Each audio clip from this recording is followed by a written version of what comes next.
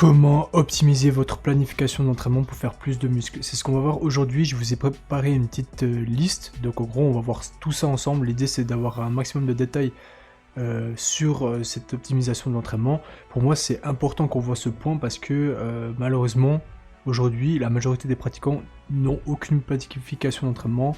Ils ne sont absolument pas organisés.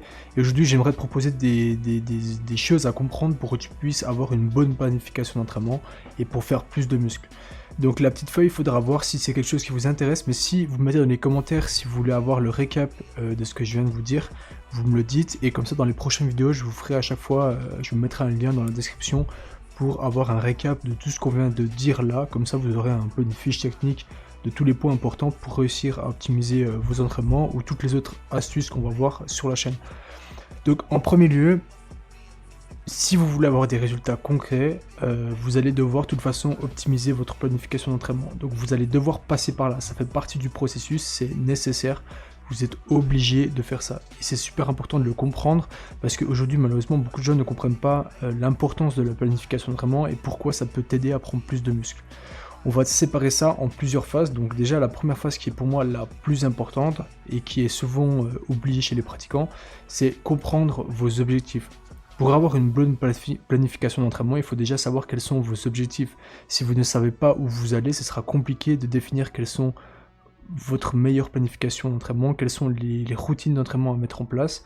Donc vraiment c'est de développer, si par exemple c'est tu développer de la masse musculaire, augmenter votre force ou les deux, les objectifs ne seront pas les mêmes, donc en gros votre planification ne seront pas les mêmes. Donc avant même de commencer une planification d'entraînement, il faudra définir vos objectifs et ça c'est le plus important. Donc mettez ça en place. Définissez réellement vos objectifs, ce que vous voulez le plus au monde, et une fois que vous avez mis ça en place, on pourra passer à la phase numéro 2 qui pour moi est la phase de planification et de structuration. Donc en gros, maintenant une fois qu'on sait quel est ton objectif, on peut parler de planification et de structuration de programme d'entraînement. Et en gros, j'ai quelques éléments qui sont pour moi les plus importants. Quand tu fais une structuration d'entraînement, c'est la fréquence d'entraînement. Donc en gros, combien de jours par semaine tu vas t'entraîner. En gros, ça dépendra de ton niveau d'expérience et de ta disponibilité. Donc par exemple, si tu es quelqu'un qui n'a pas beaucoup de temps, tu devras optimiser les choses en fonction de ton temps. Et aussi de ton niveau d'expérience. Si tu es un débutant, tu n'auras pas la même structuration d'entraînement et de programmation.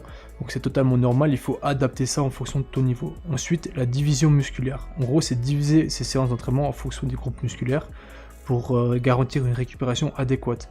Tu peux le faire de différentes manières. Il y a des gens qui font du split entraînement, il y a des gens qui font du upper-lower, des gens qui mixent tout en faisant du full body. Ce qui est important, c'est de trouver la chose qui fonctionne le mieux pour toi, donc qui te permet de récupérer, de pouvoir t'entraîner avec suffisamment d'intensité. Moi typiquement je m'entraîne toujours en upper lower, donc en gros je fais le haut du corps, les jambes, je laisse un jour de récupération et je refais le haut du corps, les jambes. Ou soit je mixe les deux. Moi je suis pas trop dans le split parce que je trouve que c'est pas pertinent. Après c'est mon avis et il y a plusieurs études qui ont démontré que la fréquence d'entraînement était beaucoup plus intéressante si tu avais beaucoup plus de fréquence sur un muscle que d'avoir très peu de fréquence sur un muscle.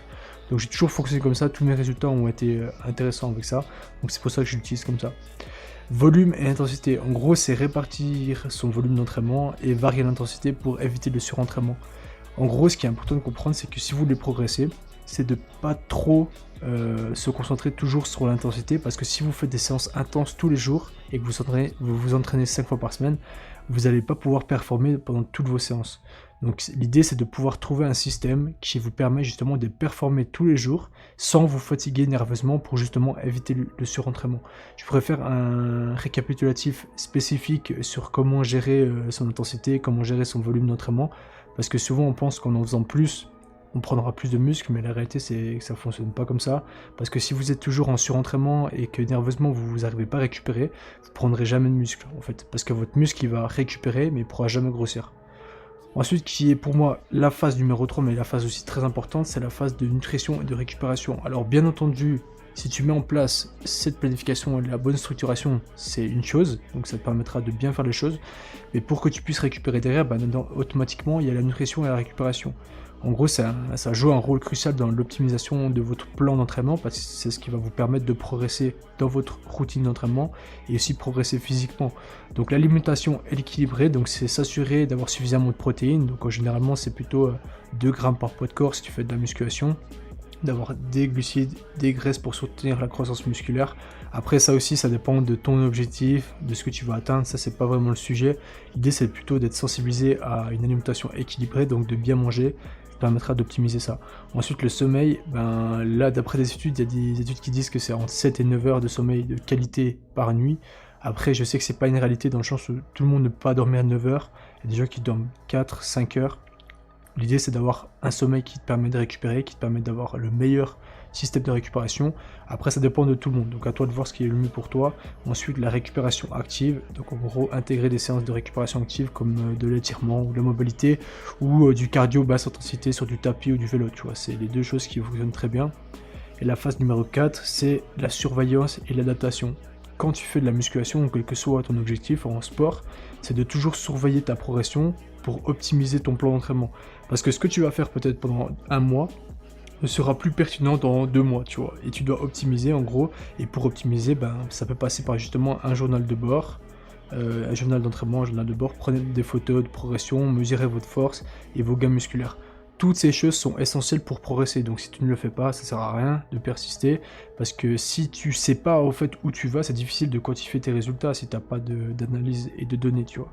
Donc voilà, j'en ai vu pour tous les points, donc si tu mets ces 4 phases en place, donc tu prends le temps de le faire correctement, tu pourras atteindre tes objectifs physiques.